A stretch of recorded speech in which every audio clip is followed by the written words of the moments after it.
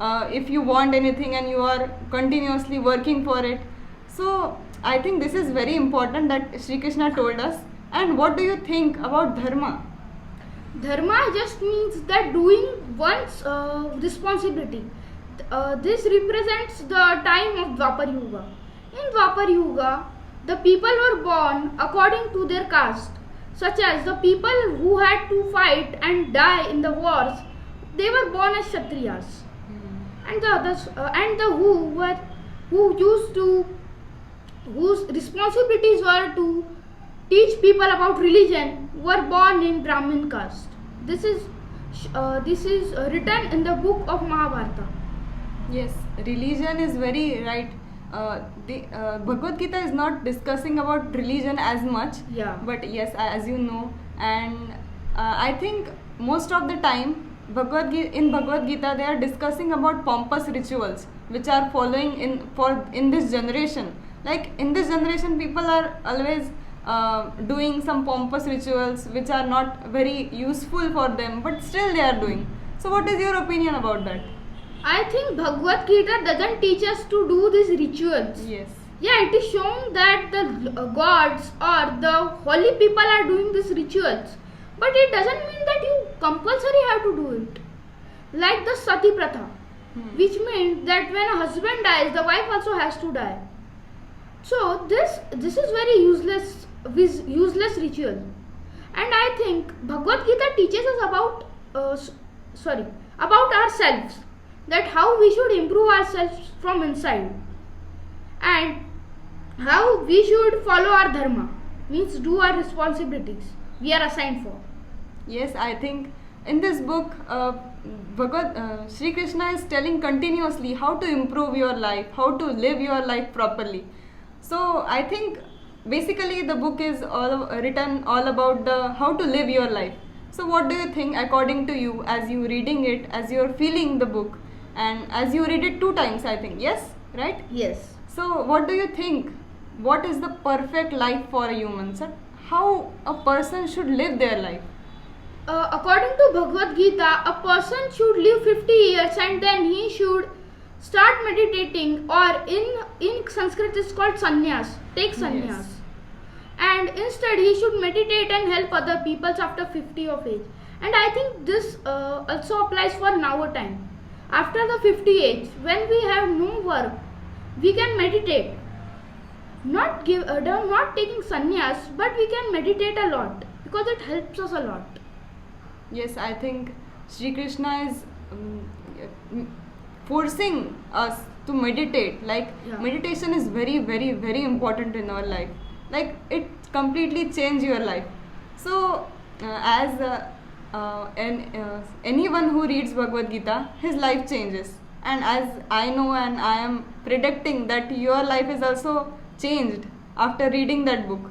So what do you feel that you change in yourself? What are the changes you feel in yourself? I stopped desiring for the fruit of the work, and I think that's it. I think I should not desire for the fruit I get from the work. Yes, I think this is very important lesson which is he is trying to teach us, and fruitful activities is very not necessary for our human beings. Would you like to share any of other things which is taught by Sri Krishna in Bhagavad Gita, or you can share us anything about Mahabharata? Yeah, so Bhagavad Gita teaches us about self-awareness, that how we should know ourselves. In that book, it is shown that it is a teaching to Arjuna, but in reality, we have to implement. Like you said, that when we read books, the life changes. It doesn't. Till you are not applying or implementing the ways of or laws which are shown in the or written in the book. Obviously, like when you read, you have to change yourself.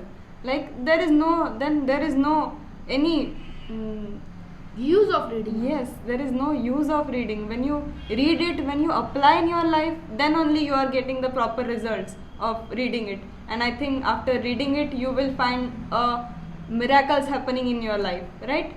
Yeah, when you are implementing them. Yes, I also think like that.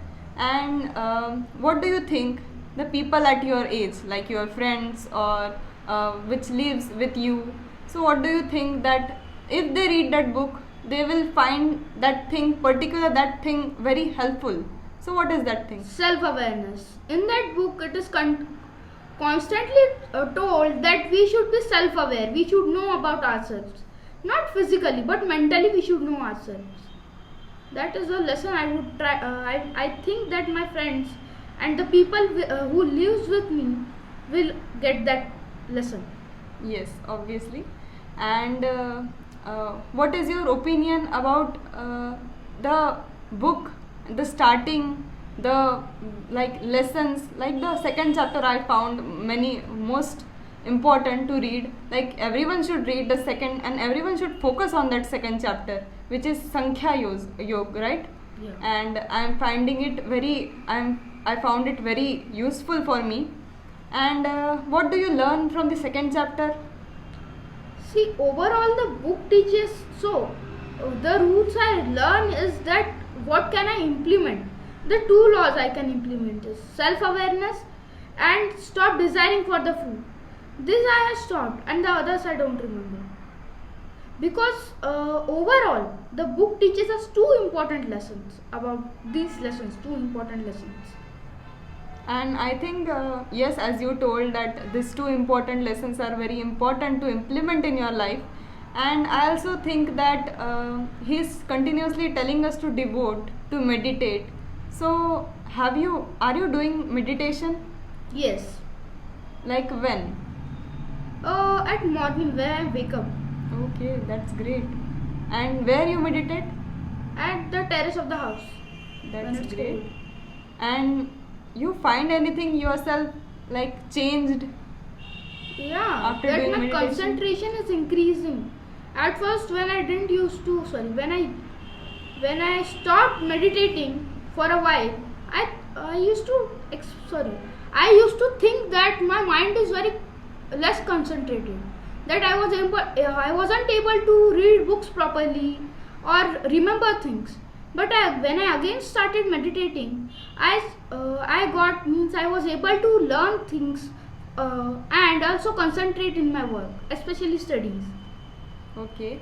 As Sri Krishna is telling us to meditate again and again, so what do you think that should you meditate or should you concentrate on your breaths, or what? How you meditate? That means that you are in a calm place where you are just not thinking anything. You are leaving all your tension, stress, and just waiting for a while. In Kali Yuga, many people are busy in their works. They are even unable to give 5 minutes. And in Dwapar Yuga, the same happened. That's why Krishna taught us about meditating, because it helps you in many ways. And I think we should always be in a calm place, closing our eyes and keeping all tension, stress, and other thoughts away, and just thinking about one thing that you love the most and imagining something or just imagining nothing. Yes, meditation is very important, and I think particularly in this era, at this era, people who are living and they are finding many difficulties in their life. They are struggling the depression in their life, and they are finding many difficulties to walk on any spiritual path or anything which they are doing, which they really want to do. So what do you think that how people at your age, at my age, or you can suggest anyone, by your own, whatever you learn, so what do you think that how to control your depression? The best way is for stopping your depression is really meditating, because it you have to do really meditation. It's not just focusing on your breaths. Many people just ignore that. Yes. Meditating is not what you think, but more than that. And whenever you sit to meditate or meditate, people always try that we should focus on our breaths, and people think about what is happening to them, what are the problems, and this stress and tension causes depression. Yes, depression is the very big problem for Yes. our generation. Yeah. And I think anger is also one of the problem. Like No. many people are facing angry, they feeling angry, and they just blast their anger on the another people. I have heard a thought that don't use your anger, channelize your anger. I think that anger is also like sword. When you hold it properly, it will help you. But when you will hold it in wrong way, it will just kill you. Like this, if you channelize your anger, then only it will help you. I don't know the name, but there was an athlete in USA. He was 126 kilograms. His weight was. His trainer just abused him and said that reduce weight to 50 kilograms. And that abuse made that athlete so angry, and he channelized the anger that the athlete was made the best athlete in the world. I don't remember the name, but you can search it now. Yes, I think also anger can make your decision cloudy. Like you can't able to you can't able to judge any situation. Like what is going to happen next, and I think anger is always going to make the decision cloudy. Don't you feel angry anytime? Yeah, many times. But So- instead of just trapping that anger in our mind, we should channelize it. And many people use that anger, don't channelize it. That's why they do many big mistakes when they use channel.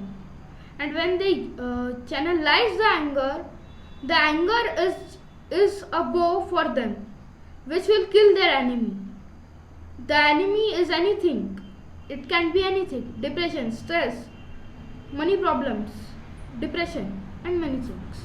Yes, anger is a very big issue for our era, and I think he is continuously talking about how to control your anger, how to manage your anger. Like if you are in a difficult situation, how to react on this in any kind of situation. And I wanted to also, I'm very eager and thrilled to know that how Bhagavad Gita changed your life. Yes. And I think when you read it, when you feel it, like this is, yes, this is the book which this era needs. So what do you think that it, yes, it changes you? What are the things that changes you in yourself? Many things can change. And your first, so you think that anger is an issue. Let me tell you a story in Mahabharata. When Dronacharya was abused by Draupadi, the father of Draupadi was abused. He was abused, and Dronacharya decided to use that anger and channelize that anger. And he learned such skills that he was able to teach people how to teach people about skills and warfare. And the Pandavas and the Kauravas attacked Drupad and almost killed him, but pardoned him, but almost killed Drupad. And this was all because of the humiliation and the anger of Dronacharya. So I think that we should always channelize our anger, not store or trap that anger.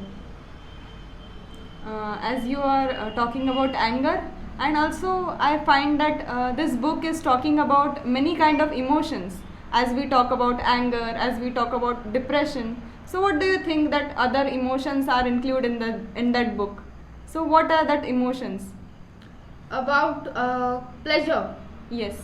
happiness, and sadness. These are very important considered by Bhagavad Gita. Because happiness, happiness is always not permanent, it's just temporary. Yes. And sadness makes depression more powerful, like this it is said. So I think that many emotions are justified in Bhagavad Gita. And I wanted to ask you that how you define happiness, in what situation. Like in Bhagavad Gita, Sri Krishna is telling you that you should be not much happy in the happy situation, you should be not much sad in the very sad situation. So do you feel anything like in your personal life, as you are living your life very nicely, and you are I think you are 10 years old, so in your 10-year journey, do you find anything that you should manage this, like you are not doing something and you have to manage these two tasks at the same time? Like, are you getting my point? Yeah. So I think that we should have our own definition of happiness. Who has the own definition of happiness? Do I know what is happiness? Do you know what is happiness? Do anyone on the earth know happiness? Yeah, the happiness of others make you happy. You should have your own definition. Sometimes people get happy when they have money. Sometimes people get happy when other people are very shocked by them. And some people are happy when other people praise them. But you should have your own way of getting happy. And it is said that being happy in happy situation is not bad, but we should control them. Yeah, that's anger, happiness, sadness. These three emotions should be controlled, especially anger. It should be channelized. As you shared many things about emotions, and I am very glad that today I talk with you and have such a great knowledge. And one story you told about the scenario of what is going on beside this war, and about Mahabharata, and I love that. And I feel very glad that I talk with you today and get some knowledge from you. And thank you so much for coming here, for giving your time to talk with me and have a chat with me. And thank you so much. And it is a very lovely chat. Thank you. Thank you.